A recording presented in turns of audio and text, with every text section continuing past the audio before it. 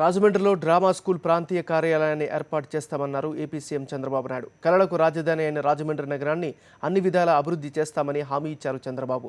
నాటక రంగాన్ని అభివృద్ధి పరిచేందుకు పూర్తి స్థాయిలో చర్యలు తీసుకుంటామని చెప్పారు బాబు.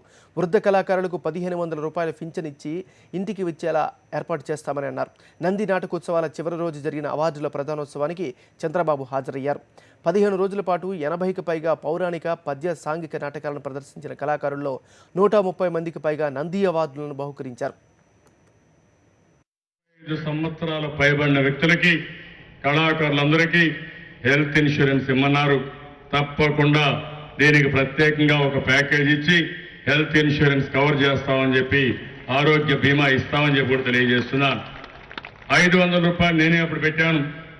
అది ఏమాత్రం చాలదు. ఇప్పుడు 1500 రూపాయలు ఇమ్మన్నారు. తప్పకుండా 1500 రూపాయలు ఇవ్వడమే కాకుండా ఏదైతే ఈరోజు వృద్ధులకి, వితంతులకి ఇచ్చే పెన్షన్ నెలవారీగా వారింటికి తీసుకుపోయిస్తున్నాం. అదే మరి కళాకారులకు కూడా 1500 రూపాయలు వారింటికి తీసుకుపోయి ఇచ్చే ఏర్పాటు చేస్తాం.